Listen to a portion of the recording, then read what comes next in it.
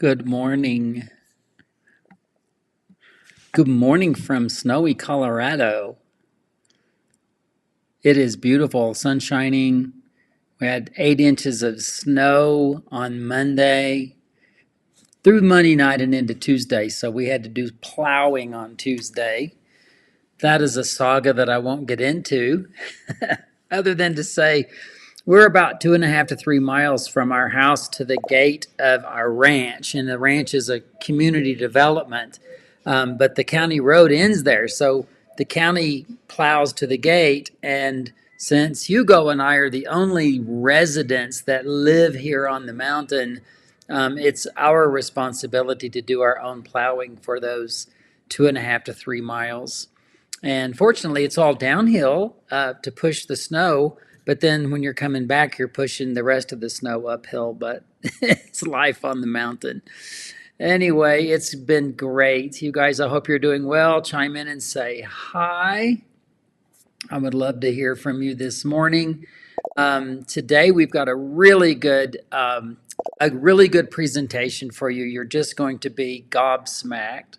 Sherry, Terry, Marilyn, it's a great to see all of you. 5 feet of snow and buildings collapsed. Oh my gosh, that is absolutely horrible. In early November, around the 7th, 8th, 9th, 10th, somewhere along that way, we had a major snow here in southern Colorado, and many of you knew that Hugo got snowed in. I was in Colorado Springs for a gig, and I couldn't get home. He couldn't get out, and the plows couldn't get in because the snow just kept coming. It was like a 4-day storm. So I'm very familiar with those situations. So stay safe, you guys. It's winter. Good morning, Kathy from Leavenworth. That's awesome. Linda, hello, and Salty Kitty Cat from Altoona. Altoona. Well, that's big in the news these days, right? Hey, Miss Jeannie from Tulsa and Janet. So I'm going to get started with just a little, I'm bragging. I know that some of you may have seen this, but I just want to brag again. So Hugo, as you know, he came from Portugal, and when I met Hugo, he did not even know the word quilt. So he didn't even know what that was. But since he's been here, he's of course learned to quilt. He's learning the vocabulary. He's getting, very good at it. But he's also under my wing. So I'm giving him projects that I feel will be successful and processes that I feel will be successful. So we did, his first quilt was, it was really not even 1/4 inch seams until he had gotten comfortable with sewing. So then he did, excuse me, then he did a convergence quilt, which required matching seams. And then he did a locomotion quilt, and I'm teaching a new locomotion starting in February. You can find that. Let me just put that up real quick. You can find that here at letsquilttogether.com if you're interested. It starts in February, but it's about a 4 or 5 week course, and Hugo did his 3rd and 4th quilts based on that. The reason I'm mentioning this is because what I'm about to show you is Hugo's 5th quilt top, his 5th. All right, that's from beginner to 5th. Now he let it set for about 1.5 years because he was afraid to quilt it. But over the last few weeks, he's quilted it, he's finished it, it's faced, it is totally finished. And I wanted you to see this amazing quilt right here. So just take a look at that. Is that not spectacular, right? Yes, he used my hand-dyed fabrics. He used my Mo locomotion technique, which Mo locomotion students must have already taken the locomotion class. So that is his Mo locomotion quilt, where he did foundation piecing with all of that. And here is a detail of the quilting. He did swirly swirls up in the sky area. He did leaves in the aspen leaf area. You can see right there how he just snaked around with those tiny little leaves, and then he had foundation pieced those amazing aspen tree trunks, and he quilted all of that. And here's the quilt completely finished, and I think he's going to enter it in some shows. So let's wish him some luck because it's really, really fun. So for those of you that are just kind of interested in how did that happen, and you're looking at the work of essentially a beginner, it's because he went through my locomotion class, which you can go register for now at letsquilttogether.com. That's available to you. It doesn't start until February. Those sessions are 1 hour long. They're over several days. They're not daily, and also they're recorded. So if you suddenly go, I've got a conflict, it's not a problem because everything's recorded and everybody gets personal guidance from me. So I just wanted to share that with you to kind of get started this morning. Let's see, there's any comments or questions before I get into our interview today. We have, first of all, the quilt industry, it's so broad. It is so diverse. And people all over the world have different design aesthetics and different ways of looking at things. When I think it was 2012, so it's been like 12 years ago now, I did an extensive teaching tour that took me to, I believe, 13 countries over 57 days, almost 2 months. One of the countries that I was invited to teach, get this, was Kazakhstan. I went to Almaty, Kazakhstan. And I realized that a lot of us that don't have full grasp of geography may not even know exactly where that is. But it is Eastern Russia. It's not actually Russia, but it's east over there. It's like almost in Mongolia.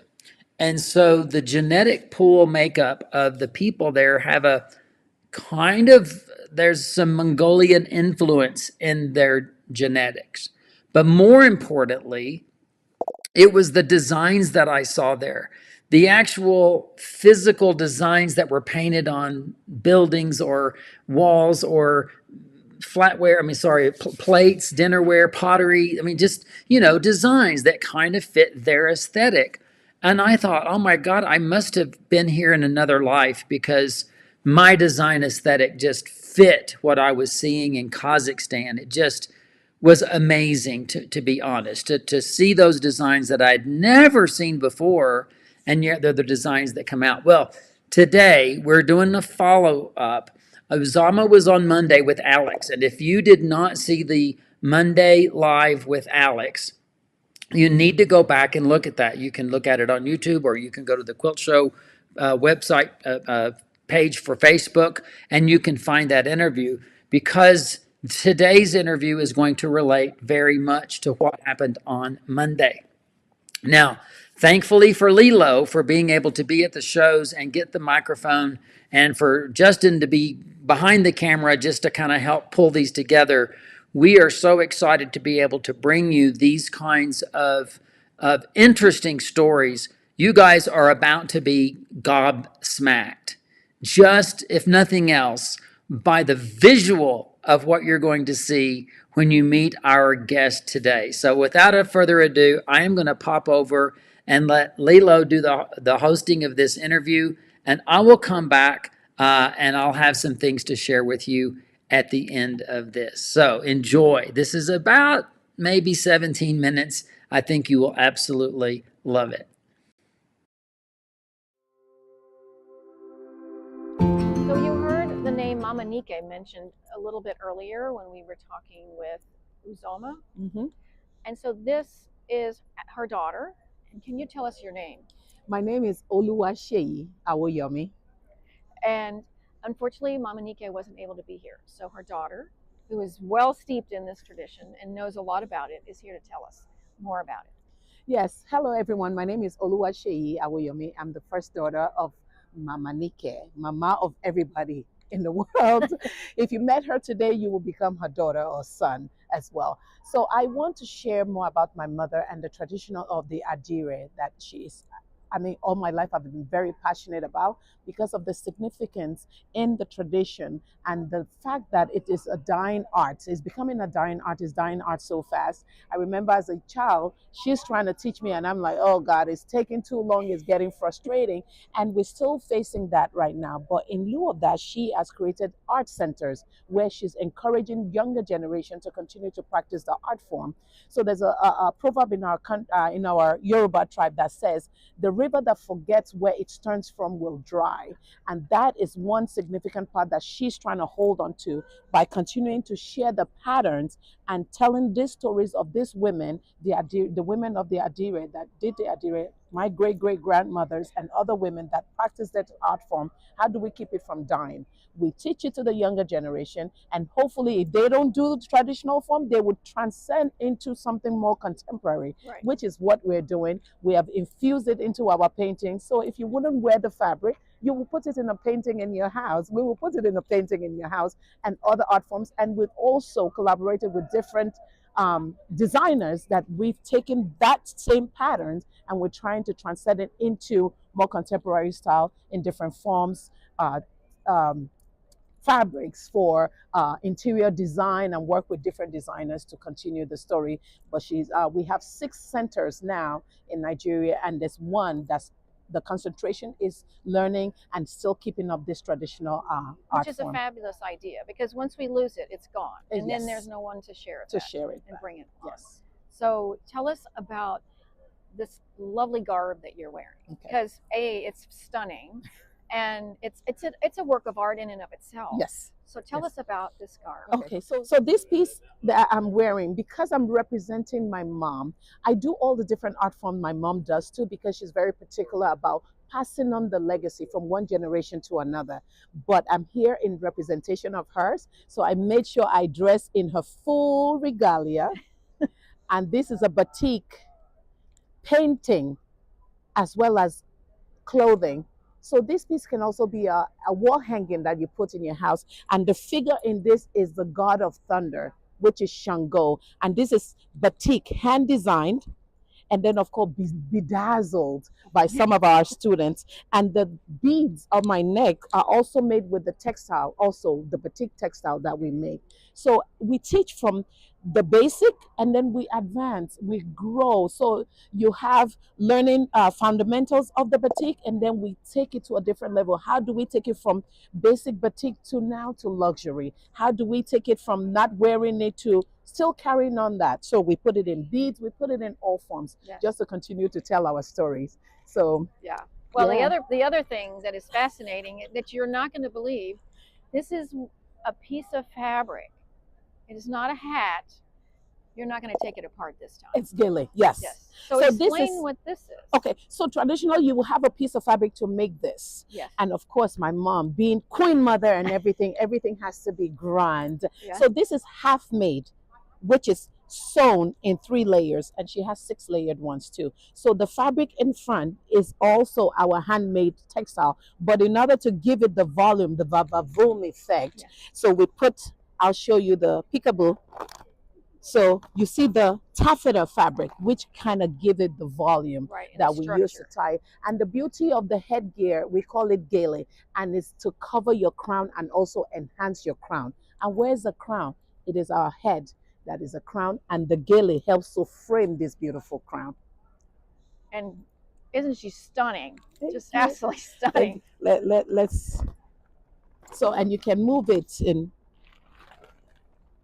You can style it in So different it's ways. very individual. Yes. I mean, every woman can create their own style. based on their own personality. So we have traditional styles that we have. If you wanted to show that I'm single and looking, there's a particular way to tie that. I'm married, don't try yourself. There's a particular way to try that. So Ah. there's multiple ways, the traditional style, and of course the more contemporary style of Yeah. rocking the head Well, style. yeah, it's wonderful. So let's look at some of your mother's actual work that we Okay. have here. That would Awesome. be great. Okay. Well, now I'd love for you to explain how we go from the basic fabric to something like this. Okay, so in order to show you that, again, adire, the word adire is coined of 2 words. Adi, which is we tie, are, which is we dye. So when people talk about indigo, indigo is the color itself, but the method that we use is what makes it different. So this is a resist technique, and it's done with cassava paste and chicken feather. So the applicator is the chicken feather, and the paste itself that makes the resist is the cassava paste.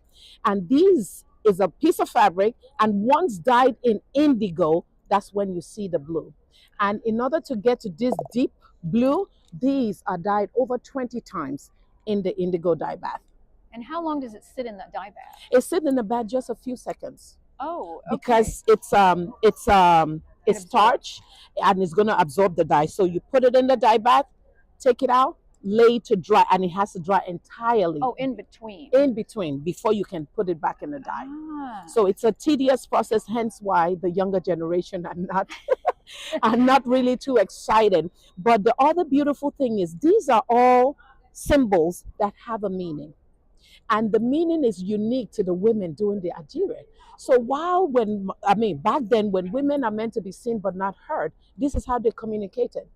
So if we were doing a jury show right now and the women were choosing who they were voting for, it would be based on the pattern in their clothing.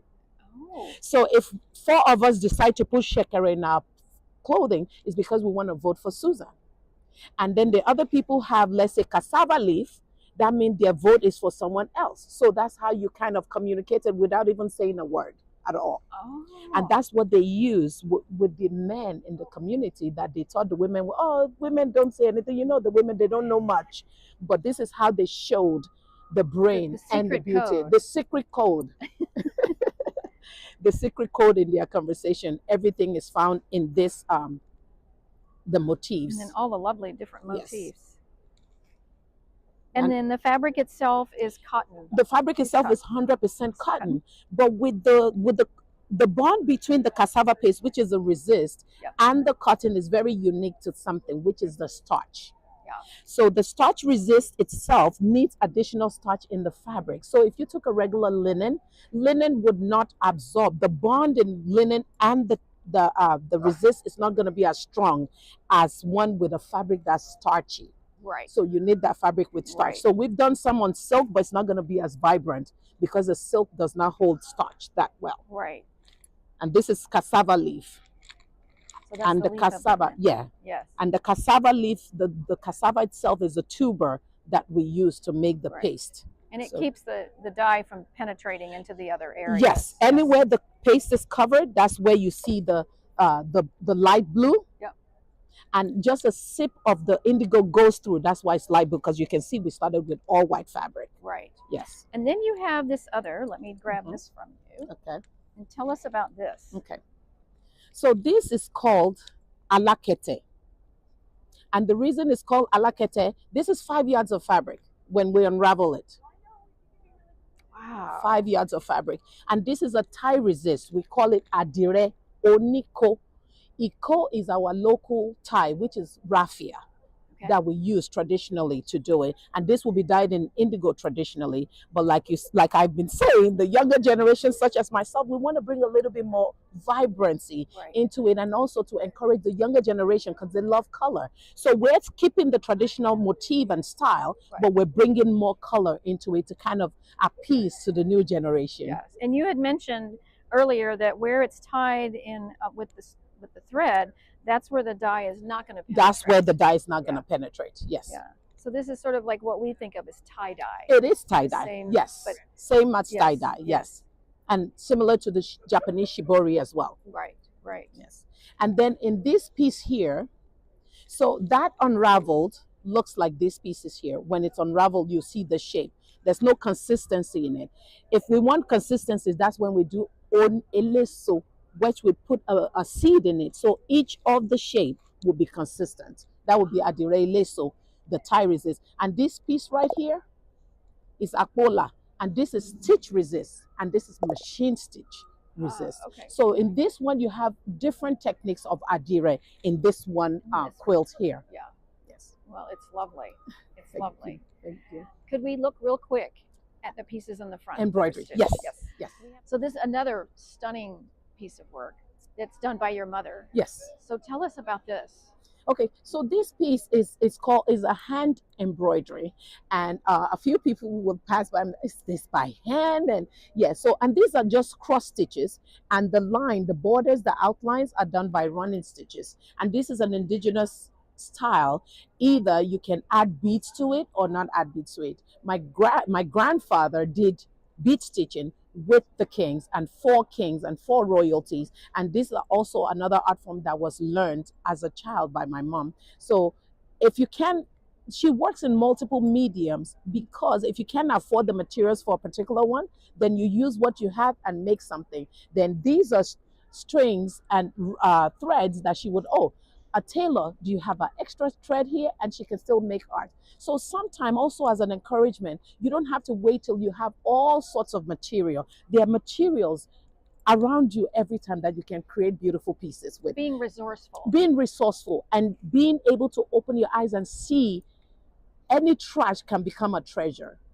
Any piece of leftover string can make a beautiful masterpiece of art. This is lovely. And this is not brand new. It looks like it's brand new. Mm-hmm.